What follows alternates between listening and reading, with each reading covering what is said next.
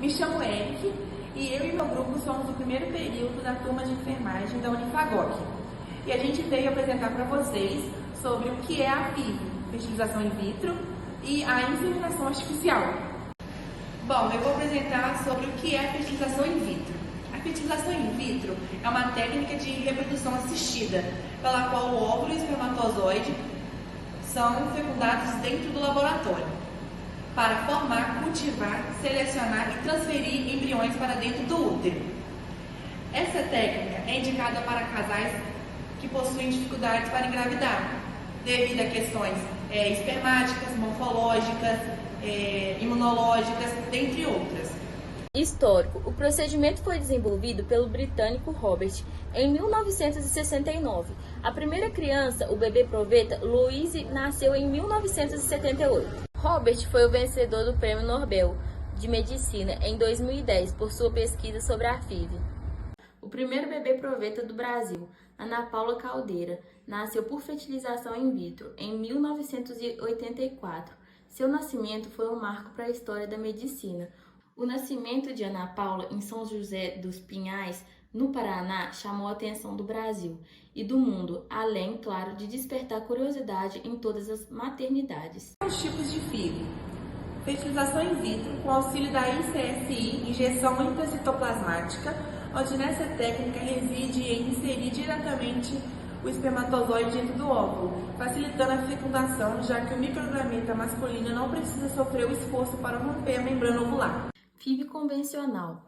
FIV convencional é quando um dos médicos usa uma dose muito grande em medicação para tentar obter o máximo de óvulos e o máximo de embriões possíveis. Nesse método, usa-se muitas medicações hormonais, estimulantes e também muitas medicações bloqueadoras para fazer o equilíbrio.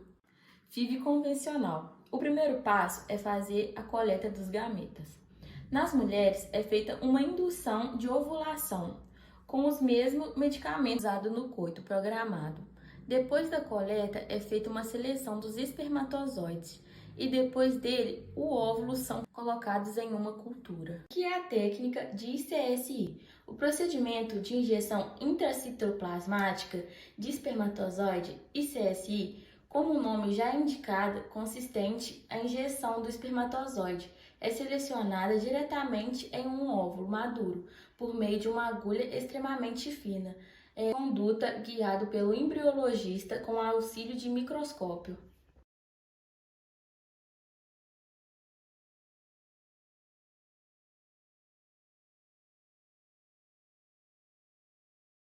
Eu sou a Nathalie e eu vou falar sobre a FIV ICSI. Ela pode ser ainda combinada com a citopreservação, que é o congelamento de embriões para utilização posterior. Ela é indicada nos seguintes casos: quando o ciclo de FIV sobra embriões excedentes de boa qualidade, que são armazenados e congelados para utilizações de futuros ciclos de FIV. Sem a necessidade de se repetir o ciclo inteiro, pois haverá embriões disponíveis para ser transferidos ao útero. Ou para casais que desejam preservar a fertilidade, guardando embriões para ter filhos futuramente, quando um dos parceiros irá realizar um tratamento oncológico ou cirúrgico que poderia prejudicar na fertilidade. Realizando a citopreservação para preservar, toda mulher apresenta risco de síndrome de hiperestimulação ovariana. Doação de óvulos. Ela é indicada para casais homoafetivos masculinos, ou quando por algum motivo não se pode utilizar o óvulo da mulher. Isso pode ocorrer por ter havido já menopausa ou devido à retirada de ovários, tratamento oncológico, dentre outras coisas. Útero de substituição. Trata-se da participação de uma doadora de útero temporário, popularmente conhecida como barriga de aluguel, que deve por lei ter parentesco com algum dos novos pais. A técnica é indicada para mulheres que não possuem útero ou que apresentam dificuldades na implantação e desenvolvimento de embriões. Observação: no caso de casais homoafetivos femininos, geralmente é necessário somente a doação do sêmen e a escolha de quem no casal doará o material genético e quem carregará a gestação. Meu nome é Luciana e eu vou falar para vocês quanto deve procurar pela FIV. Qualquer investigação de possíveis problemas de fertilidade deve ser feita apenas após um ano de tentativa de engravidar naturalmente.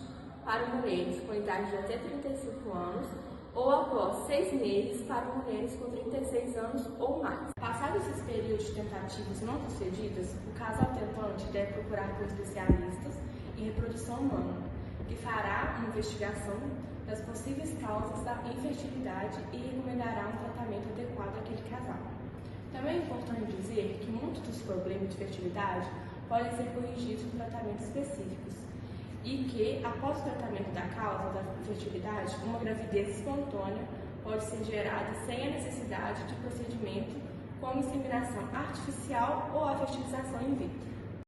Os casos em que a fertilização in vitro pode ser indicada são endometriose, ovários policísticos, obstruções na trompa, aderências nas trompas ou ovários, laqueadura, espermograma alterado, vasectomia, abortos recorrentes de causa genética, fatores genéticos de infertilidade, evitar doenças hereditárias, baixa reserva ovariana e falência ovariana precoce. E vale ressaltar que a recomendação da fertilização in vitro, a FIV, deve ser feita após extensa pesquisa e diagnóstico, feito por um especialista em reprodução humana. A FIV, assim como outros métodos de reprodução humana, são indicados em casos com características específicas e não deve ser aplicado massivamente para todos os tentantes que não conseguem engravidar. Isso ocorre porque a causa de fertilidade pode estar ligada a inúmeros fatores, como a saúde do casal em geral, problemas específicos de fertilidade ligados apenas ao homem ou à mulher, baixa reserva ovariana, fragmentação do DNA espermático, dentre outros, assim como problemas imunológicos. Existem também casos em que, mesmo sendo recomendada a FIV, o casal deve passar por uma preparação de saúde e fertilidade que pode envolver um acompanhamento com uma equipe de saúde composta por um nutricionista especializado em fertilidade, assim como endocrinologista e médico do estilo de vida. Meu nome é Eduardo e vou citar quais as chances de engravidar com a fertilização in vitro. As chances de engravidar com a fertilização in vitro dependem dos fatores como idade da mãe, qualidade dos ovos e dos espermatozoides. Vou citar alguns comparativos de taxas gerais de sucesso como outros métodos. Por exemplo, gravidez espontânea entre 15% a 17% por tentativa, inseminação artificial 20% por procedimento realizado, fertilização in vitro 45% por ciclo realizado, FIV com transferência de embrião com resultado de avaliação genética normal 75%. Essas taxas são as relatadas na literatura por procedimento realizado. No caso, a fertilização in vitro, a expectativa de resultado positivo é de 45% com a transferência de 2 blastocitos que não tenham sido analisados geneticamente, é de 70% com um único embrião com resultado normal em análise genética. Como se pode ver, o preparo, os procedimentos e controles realizados no procedimento da FIV aumentam consideravelmente as chances de gravidez. A maior parte dos casais que realizam a FIV efetuam de 2 a 4 ciclos até ter sucesso na gravidez. Passo a passo da fertilização in vitro. Primeiro, estimulação de óvulos. A estimulação ovariana é o primeiro passo da fertilização in vitro. O objetivo dessa etapa é elevar o número de óvulos disponíveis, assim como a qualidade deles. Para isto, é preciso aumentar a dosagem do hormônio folículo estimulante, FSH, no organismo da mulher, por meio de medicamentos injetáveis. O FSH é o hormônio responsável por estimular o crescimento e amadurecimento dos folículos, que são as estruturas dos ovários que abrigam, desenvolvem e liberam os óvulos, ovulação, durante o ciclo menstrual. Normalmente, a mulher libera 1 ou 2 ovos por mês. Com o aumento da FSH, é possível potencializar a fertilidade e coletar um número maior de ovos da FIV. Isso é necessário, pois, para a FIV ter sucesso, precisamos ter uma quantidade excessiva de ovos, para que uma porcentagem destes amadureça e possa ser fecundada in vitro, de forma a gerar diversos embriões, para que partes desses atinjam maturidade, sejam avaliados geneticamente e finalmente tenhamos ao menos 1 ou 2 embriões de qualidade, para proceder à implantação deles no útero. A dosagem do medicamento é determinado pelo médico especialista em reprodução humana e varia conforme inúmeros fatores, como a idade, altura, peso e número de folículos ovarianos que a mulher tem em reserva ovariana. Como há um grande aumento na quantidade do hormônio estimulante da ovulação, FSH utiliza-se também outro medicamento para evitar que esse medicamento se chama antagonista do GnRH, também conhecido como bloqueador. Para evitar complicações como a síndrome de hiperestimulação ovariana, o crescimento dos folículos é acompanhado de perto. Quando os folículos atingem o tamanho desejado, o hormônio gonadotrofina coriônica, HCG, é administrado para amadurecer os óvulos e induzir a ovulação. Esse medicamento é conhecido como gatilho. 36 horas após essa injeção, programa-se a coleta dos folículos, pois espera-se que eles tenham atingido a maturação final desse intervalo de tempo.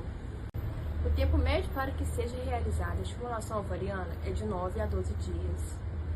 Capacitação de óvulos e coletas do sêmen. Entre 34 a 36 horas após a finalização da estimulação ovariana, é realizada a coleta dos óvulos existentes. Utiliza-se uma sonda de ultrassom transvaginal, similar à utilizada nos exames ginecológicos de rotina, com a diferença em que, em sua ponta, existe uma agulha muito fina que será usada para a capacitação dos óvulos, com a paciente sob sedação. O procedimento costuma durar entre 10 a 30 minutos e o desconforto é mínimo. A FIV é feita com o auxílio do ICSI, injeção intracitoplasmática de espermatozoides. Um único espermatozoide é inserido diretamente dentro do óvulo, facilitando o processo. A fecundação em ambos os casos pode ser confirmada em até 24 horas depois. O embrião com bom desenvolvimento com 8 células, depois de 3 dias de fertilização, e no quarto dia pode chegar até 32 células, atingindo o estágio de mórula, quando as células estão compactadas, mas ainda sem diferenciação. Embriões que está nesse estágio oferecem maiores chances de sucesso da fertilização in vitro, pois têm maiores expectativas de implantação no útero. No quinto dia, o embrião atinge o estágio de blastocistos. Aqui já há uma divisão de trabalho. As células que irão formar o embrião se animam em uma parte dessa estrutura. Ao redor ficam em células que irão se transformar na futura placenta. Insere-se o catéter guia sob visão de um equipamento de ultrassom e depois de confirmar que o catéter guia está bem posicionado, o outro catéter é induzido ao interior da cavidade uterina e o embrião é delicadamente injetado para o interior do útero. Transferência de embriões. A transferência de embriões para dentro do útero é feita por via vaginal, através do canal cervical, orifício externo do colo uterino. Um tubo fino de material flexível, catéter, servirá como guia para outros catéteres mais finos que estará conectado a uma seringa. Neste segundo catéter estará um embrião em uma quantidade mínima de meio de cultura líquida adequado para a sobrevivência do embrião. Meu nome é Vitória, vou falar os riscos da fertilização in vitro, sendo eles síndrome da hiperestimulação ovariana. Como o próprio nome já diz, essa síndrome é causada pelos medicamentos utilizados na estimulação ovariana. Dentre os principais sintomas são dor abdominal leve, inchaço, náuseas e vômitos, que geralmente duram uma semana. No entanto, quando a mulher engravida, esses sintomas se prolongam devido aos níveis elevados de HCG durante a gestação, assim como em qualquer outra gravidez. Embora um quadro grave de síndrome de hiperestimulação ovariana seja raro, é fundamental procurar o seu médico caso receba algum desses sintomas. O próximo risco é a gestação múltiplas. A fertilização in vitro aumenta as chances de uma gravidez de gêmeos, trigêmeos ou até mais bebês, devido ao número de embriões transferidos. Essas gestações são consideradas de alto risco para a mãe e para o bebê, devendo ser evitadas sempre que possível. Por isso, o Conselho Federal de Medicina, CFM, estabeleceu uma quantidade de limite de embriões para serem transferidos. Até 2 embriões para pacientes com até 37 anos, até 3 embriões para pacientes com mais de 37 anos, ou até 2 embriões de qualidade, testados geneticamente e aprovados que possuem maiores chances de sucesso para os pacientes de todas as idades. Quando a ovulação é considerada a idade da doadora de óvulos na data em que forem coletados. Com o avanço da idade, reduzem-se as chances de sucesso da implantação do embrião no útero. É possível transferir mais embriões sem que isso implique em elevadas chances de gravidez múltiplas. Porém, fazendo a transferência no 4º dia após a fertilização, estágio de blastocitos, quando os embriões estão mais maduros, somente entre 1 ou 2 são transferidos, independente da quantidade do paciente. Para evitar a gravidez múltipla, é quando há teste genético, costuma-se transferir 1, pois as chances de gravidez deste embrião isoladamente ficam ao redor de 70%. Outros possíveis riscos da fertilização in vitro, há ainda o risco de aborto espontâneo e gravidez ectópsia, quando os embriões se implantam fora do útero, como em qualquer outra gravidez. Os possíveis destinos dos embriões criopreservados: doação voluntária e anônimas a mulheres estéreis e utilizações em pesquisas. Duração do tratamento: considerando a estimulação e a fecundação in vitro, a reimplantação dos gametas e os exames detectará o sucesso ou não do procedimento. A fertilização in vitro costuma durar em torno de 25 dias. Vou falar um pouco agora da inseminação artificial, também conhecida como inseminação intrauterina. É uma técnica de reprodução assistida em que o sêmen é depositado diretamente na cavidade uterina da mulher durante o período fértil, aumentando assim as chances de conceber uma gravidez, especialmente em casos de infertilidade. Configurando-se com um procedimento de baixa complexidade, a inseminação artificial apresenta uma taxa de sucesso entre 20% a 30%, em que as variantes apresentadas pelo casal determinam a possibilidade da gestação ocorrer. Como é o procedimento? O tratamento de inseminação artificial começa a partir do início do ciclo menstrual da paciente. No 2º ao 3º dia do ciclo, deve ser aplicado o hormônio folículo estimulante, FSH, responsável pelo desenvolvimento e maturação dos folículos ovarianos, estimulando assim o seu crescimento. Outro hormônio que pode ser aplicado é o luteinizante, LH, que também participa desse mesmo processo, e a escolha da medicação fica por conta do ginecologista. A última medicação administrada induz a ovulação e o desenvolvimento do corpo lúteo, coordenando também a secreção de progesterona. Masturbação, que pode ser feita tanto em um consultório quanto em um ambiente doméstico, contanto que seja feita da maneira correta. A amostra coletada é submetida a testes clínicos que visam selecionar os melhores espermatozoides, considerando que a solidariedade e aumentando a chance de fertilização. É importante que o cônjuge tenha o conhecimento de que são necessários alguns cuidados das semanas antes da coleta.